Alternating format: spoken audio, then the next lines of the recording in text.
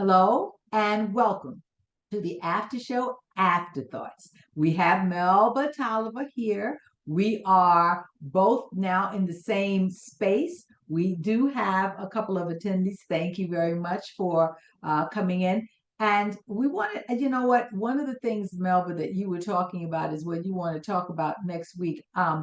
And that is the influences that both of us have had in our lives. Some of them have been very subtle and some have been overt. So that's something that we want to, talk about next week. So that Yes, because you have told me a bit about, for instance, Lloyd yes, Richards mm-hmm. and one of your vocal teachers. Yeah, Dr. Northern. Now do me a favor. Bring that camera up so I can see a little bit. There you go. Thank you very much. All right. Yes, yeah, there you go. Yes, it's been very interesting that a lot of my mentors, not all of them, were men. Mm. And not all of them, but a lot were. Yeah. So. Well, something that I put up on Facebook, talking about somebody who was a role model for me. And I had written this 10 years ago about LeBron James. Huh? And I wrote this piece for the Akron Beacon Journal because, we're both from Akron. Mm-hmm. And it was about being an older person who had this young athlete as a role model. And what brought him to my attention in that regard was this was when he was back, well, for basketball fans who follow, when he was with Miami, and he was in the finals for the first time with Miami. And at a press conference post-game, he made a comment about being present, which is very Buddhist. Mm-hmm. Not only Buddhist, but people who talk about being in the present moment, that the present is really all we had, not the past, not the future, but in the moment we're in. And I thought, wow, this guy is only 28. I'm old enough to be his granny when I was writing this piece. And I was saying, that sparked me to write the piece. Mm-hmm.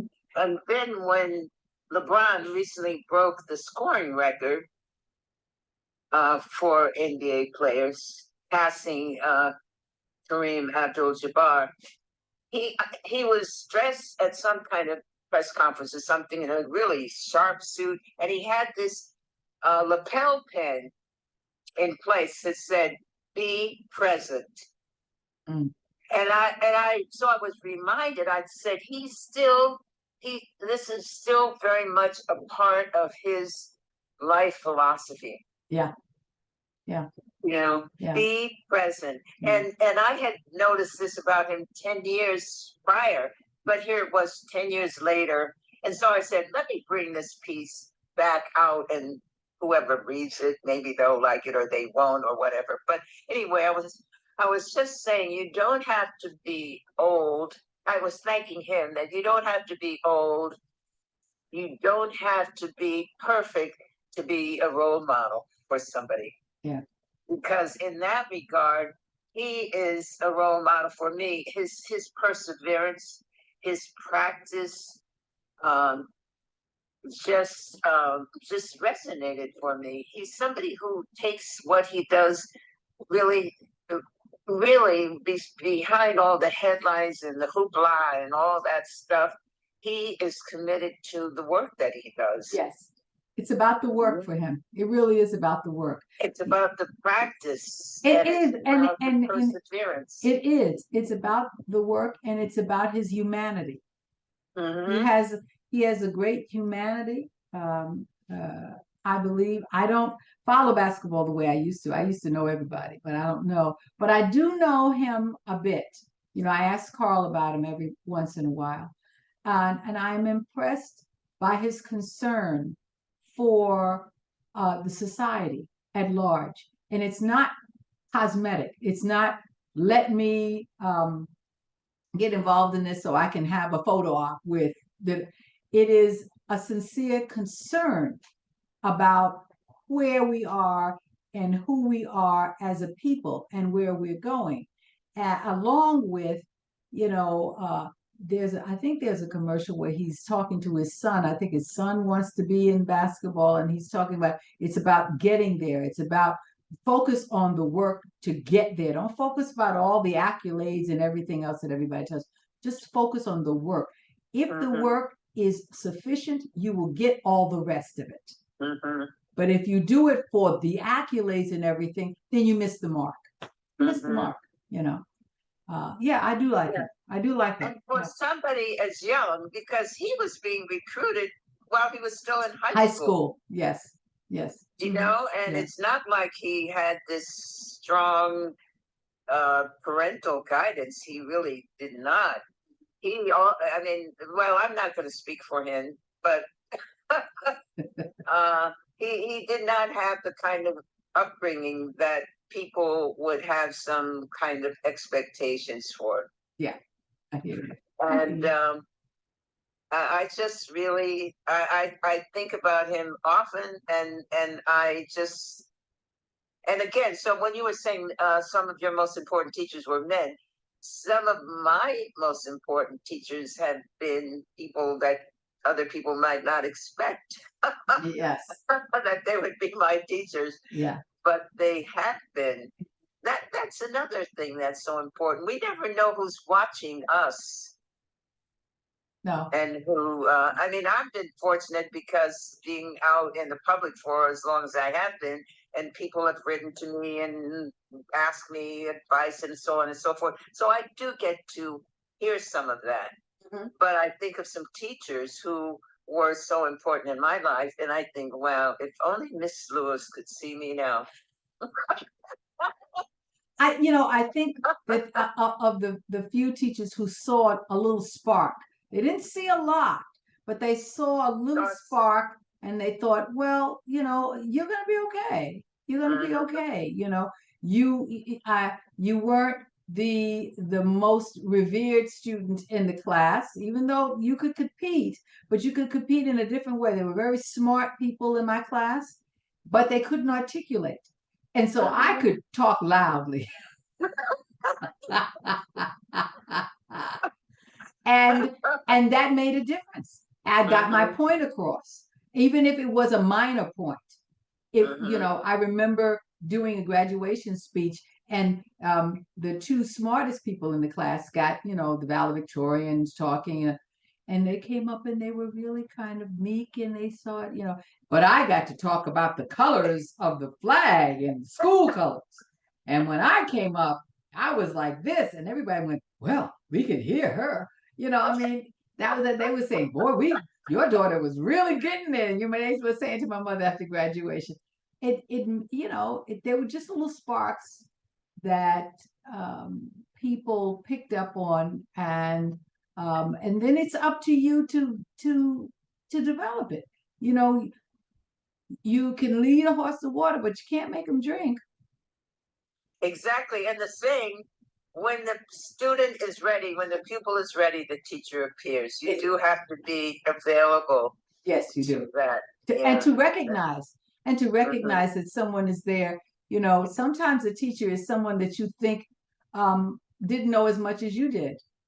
And you have to be open to listen to what they're saying and realize that they've come a way, a long ways, and you didn't realize it at all. It's that whole point of being open and making those things work. I think that's a very important point that people need to know today also, because we bypass a lot of things. We broad sweep a lot of things. We don't really, like I said, get the specifics. And the specifics are a really important thing. You've got to dissect it and really get down to what A, B, and C is, and don't combine them all together. I think it's an incredible point. But yeah, next week we'll talk about that and the journeys, the different journeys, where what I thought I was going to do, not it's incredible that, all the things that, like this week I have to post the play that I directed the reading of. And I knew I was going to direct, but did I think I was going to keep directing all these years? No. And I was very, very quiet about it, because I believe that there are a lot of people who, if when they know that you direct, they're not as comfortable with you as an actor because they think Mm-hmm. that you're constantly second guessing them. What they didn't understand with me, I knew how much responsibility a director has. So when I wasn't directing, I was very glad to be an actor. I didn't care what nobody else needed. I was like, well, I could tell you, I knew when it didn't work, but it wasn't none of my business. It was Mm-hmm. above my pay grade. And Mm-hmm. I had no need to impress anybody about what it was that I knew. Those people who always try to let you know that they know so much, I had no need to let it. I was impressed. Who was I impressing? Other actors who were trying to keep their job just like I was trying to keep mine? Mm-hmm. I don't think so. Uh, no, that wasn't my cup of tea. But if 25 years ago, 30 years ago, you had said to me that I would be doing all the different things that I'm doing now, even when you talk about the digital, all of those things. My father used to call me uh, mechanical brain. Mechanical. And I'd say, because I could get on a calculator and do, I mean, but a calculator is it wasn't that difficult. But for him it was because his education was limited. Mm-hmm. And and and then I don't know what made my husband think that he could go out and get a word processor and bring it home after my mother had passed away. And I think he was trying to get me out of my grief and say, okay, learn how to do this. That was it. I said, well, where's the manual? I don't know. I don't have a manual. Everybody at work was, bringing home word processors. So Carl brought me home and I was in my pajamas for 3 days learning that. And that's what started me learning. I don't think I've read a manual of any of the computers that I've ever had. No kidding. Mm-mm, mm-mm. It just started me learning the same kind of process. Mm-hmm. So, it's also adhering to the opportunities. We have an attendee here that I will talk about her because I know she's not going to say anything. But you hear me talk about being in a boot camp and how I admire the leader of our boot camp, and she's Mm-hmm. here as one of the attendees today. And I heard her say, with the schedule that she has an incredible schedule. I mean, I'm very aware of how many classes she teaches, and then she's talking about she's qualifying for a CPR. And I went on time. Oh, I'm taking a test tonight. I was like, I'm gonna be in the bed. I mean, it's an incredible, but not passing up the opportunities to do Mm-hmm. something is another reason why I don't. If someone suggested there might be somebody I should talk to, I go, well, I'll call them. If they call me back, that's fine. If they don't, they miss out because I'm fabulous. But, I'm not going to miss out on the opportunity. It's picking up on the opportunities, I think. Well, that's what I was saying to you earlier that I really do admire about you is that you're so willing to say yes to things. Well, there's some And not agents that wouldn't listening say and that. not I've listening. got some agents that would say, I make them so upset with my no to every But yeah, I'm talking about yes to challenges, challenges. Yes. to Yeah. and not listening to the voice, the what's called homunculus that so many of us have, and it's part of our has been part of our evolution as human beings that says that that part of our brain that says no, oh you can't do that, oh don't do that, oh no that's not going to work out, oh that's not a good idea. To override that, Right. you Yes. know, Yes. takes. I don't have that. Um, I don't think I have that. Uh, Well, if you may have it, but you've I guess I don't listen overridden to it it. so much that you I don't don't. listen. I It's like don't listen I'll to show it. you. There is that element that I have that I have a gut feeling about. I know instantaneously when something is good, I just immediately go, yeah, I like that.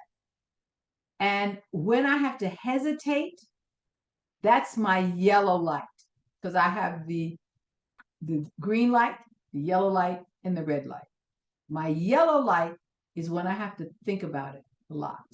And I'm in a point now where I'm thinking about now and, a situation whether I should move forward or not. And I'm thinking about it a whole lot. And that makes me feel like maybe it's not for me. Maybe it's, it may not be for me.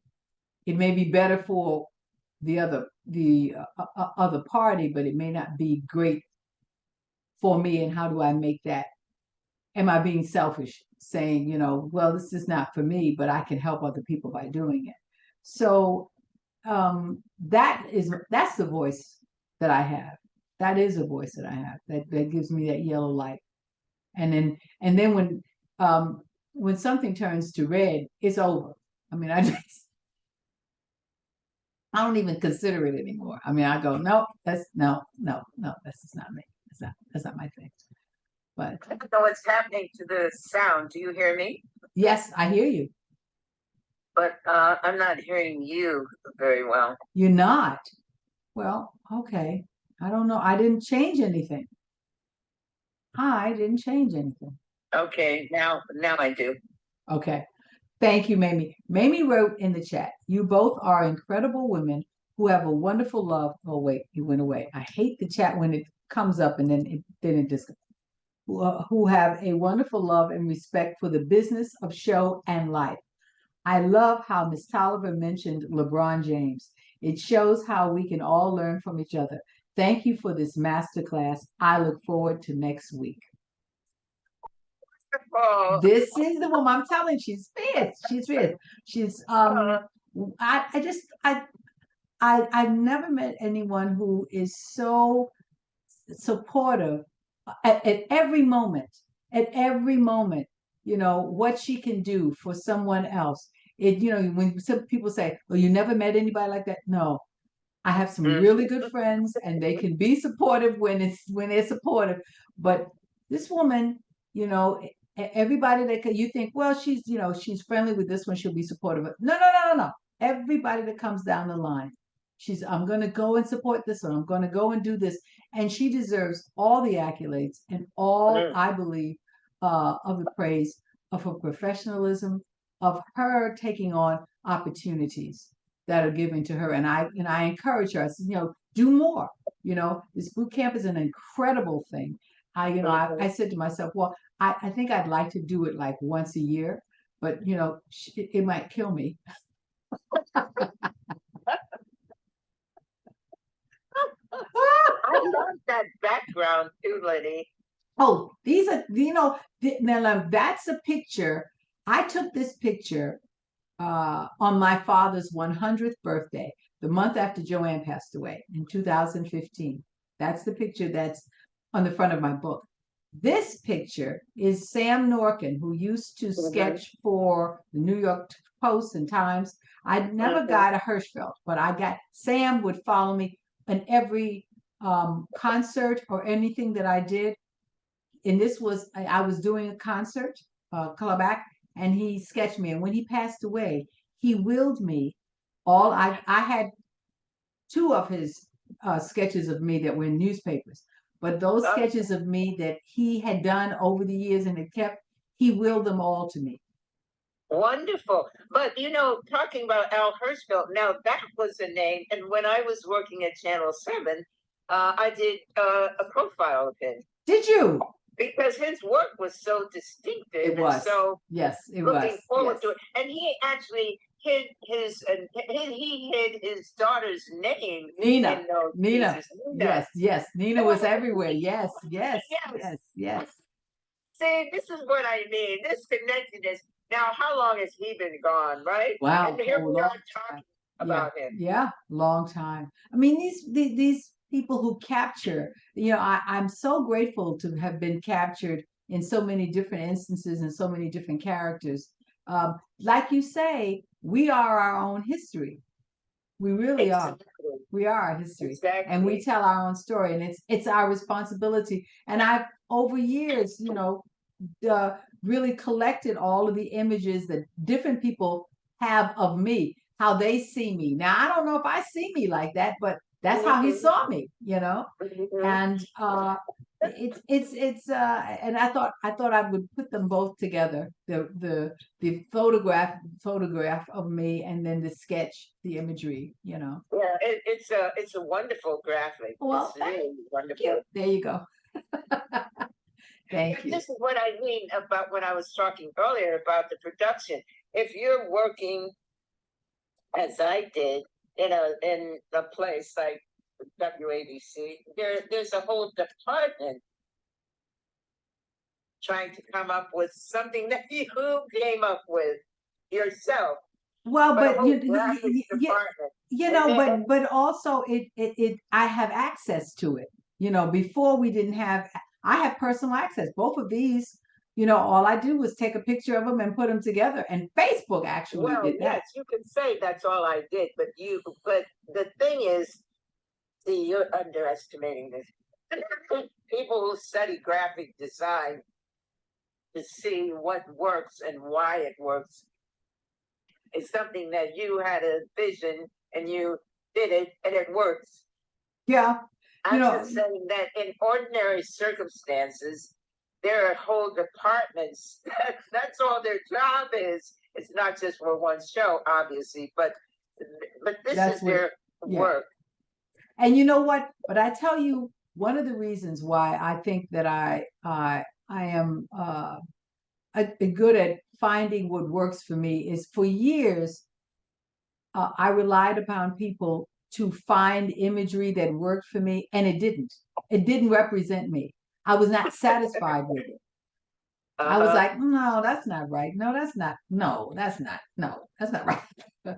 And so, when given the opportunity, I start identifying, like with my music. I mean, I love telling stories, but I had Yes, gotten but to the point. let me interrupt you there. When you say when given the opportunity, nobody gave you the opportunity. The opportunity was there and you recognized it. It's See, true. this is why words are so important. It's true. It's true. You're right. Yeah. It's if you, do you, When I how many of recognize the us opportunity, had yes, yes. things just go by us like this Yeah. because we didn't recognize it? No, well, I mean, I remember um, creating a club act and thinking that the person created it, who was a lovely person, understood what my range was. But he only thought I could do comic songs, which I do very well. I mean, I love it, Mhm. but I'm a balladeer. And he never, not one ballad, nothing was in the whole club. And I remember finishing going, and everybody enjoyed it, but I'm finishing going, but I didn't. I studied to sing ballads also, and Mm. realizing that I needed to know myself. The most important person to know me was me. Know thyself. Know thyself. And that's when I started doing the songs that I wanted to do. And not that the songs that I'm known for I didn't care for. I love them, but um, there's more of a range for them. Mm. Oh, I love the comic songs because not a lot of people can do them. I remember looking at Betty Hutton and thinking, I can do that kind of crazy stuff. I can be just as crazy Uh-huh. as she can, and I could. And when I got an opportunity to work with her, we shared a dressing room in the 92nd Street Y when we were working both for Burton Lane. I was telling her how much I would love all of her manicness, and she started. She was in a different part of her life then. She was no longer in show business, and she started smiling and she said, "Yeah, I could see it in you." She said, "But you've got more than that," and she had more than that, but they never let her go beyond that Mm. Mm. because that was the most successful thing. But she had more than that. Just a glimpse of it in some films. When sometimes every once in a while she'd have a sincere moment, and you go, "Boy, I really wish they would just let her, give her a role that took her away from all that manicness." And it's but knowing what your forte is probably one of the most important things in the world, knowing who you are. So now, I do know that, and I make those decisions, and what you see is a result of those decisions. I see I can do this. This I can guarantee you, no one would ever think that I would be able to do this. I'm the only one. I'm the only one. I mean, Lynnie Godfrey's not doing this. Lynnie Godfrey's, she's a diva. She's, she's being glamorous, and she does. I'm like, yeah, glamorous. I finished my boot camp in the morning. I have to go clean up behind my husband, my dogs, make the bathroom up. That's my glam. you know, um, but they don't think of me in that way. They don't think of me in that way. And I have to think of me in that way. And I realize that. And that's what I realized about the people that you put your career in their hands. You can't put your career in their hands. You must guide them with your career. It's just like being an advocate for your health with a doctor. Only you know your body. So you tell the doctor what happens with your body. Only I know my range. So I do that. And it has irritated people over time because, I go, well, I know I do that well, but I want to do something else because I can do something else. Well, they don't know you doing that. And I said, well, they don't know because I haven't done it. Yes, exactly. Don't let me start having the conversations I have with them. They're not very happy with me. So, well, the next time we talk, I'm going to tell you a little bit about some writing that I've been doing out here in my little township in Pennsylvania. We have a newsletter, and I volunteered to write some profiles. I would actually like to write something about everybody who lives in this township, but so far, I mean, the newsletter isn't published that often. But one of the first one I did was of the costume designer Anne Roth. Yes, Anne Roth. Yes, yes, she's wonderful. Yes, it was quite interesting. One of the things she says, she always worked with smart people because she says, because you had to keep up. One of the people she really admired so much, and she did dozens of movies with him, was Mike Nichols. She has a big picture of him in her studio. She said, she says, a day doesn't go by that I don't think about Mike. And she's 91 now, but she credits. So this is partly about what I had in mind too when I was talking about teachers, people who've had influence on of us in our lives, all of us. Yes. Yes. But she was saying Mike Nichols and smart people because you had to keep up. Yeah. I like that. Yeah. Yeah. All right. I have now taken up more than the time that I promised you because we always talk beyond the time. But I thank you. I don't want to talk too much about what we're going to do next week because then, I want people to. Yes. So thank you so much.